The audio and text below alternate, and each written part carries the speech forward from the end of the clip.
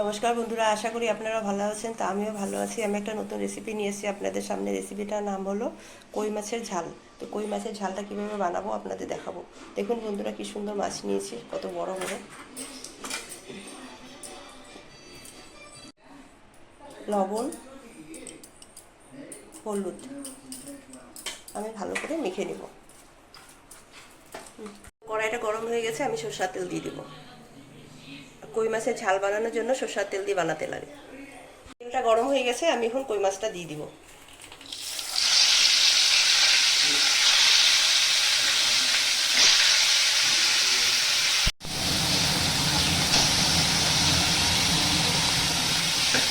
মাছটা আমার এক সাইডে ভাজা হয়ে গেছে, আমি আরেক পাশে উল্টিয়ে দিয়েছি। ঝাল বানানোর জন্য আমি একটু আদা বেটে নিব আর অল্প রসুন বেটে নিব। এটা আমার বাটা হয়ে গেছে, আমি উঠিয়ে দেবো। তবে কয়টা শুকনো লঙ্কাও বেটে নিব। শুকনো লঙ্কাটাও বাটা হয়ে গেছে, আমি এখন উঠিয়ে দিব। কই মাছটা আমার ভাজা হয়ে গেছে, আমি এখন উঠিয়ে দিব।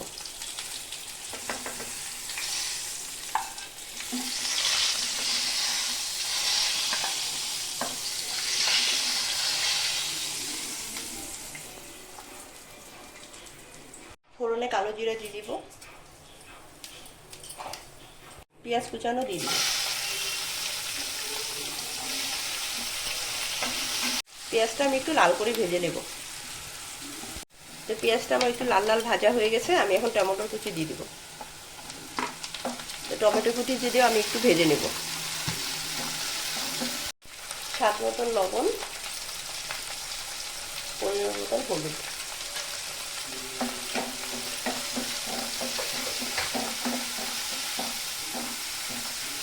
আদা রসুন বাটা আর শুকনো লঙ্কা বাটাটা দিয়ে দিব।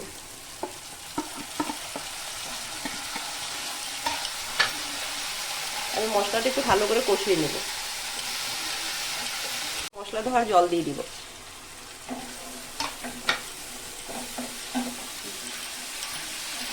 কাশ্মীরি লঙ্কার গুঁড়া, এটা রঙের জন্য দিয়েছি।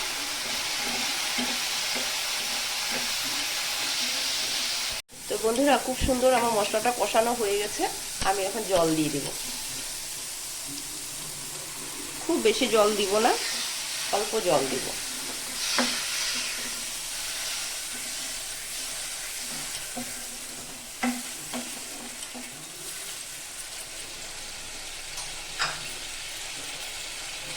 এখন আমি মাছটা দিয়ে দিব।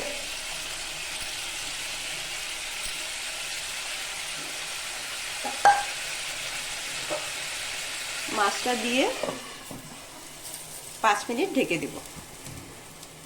5 মিনিট হয়ে গেছে, আমি ঢাকনাটা খুলে দিব। এখন আমি এই মাছটা এরকমভাবে উল্টিয়ে দিব।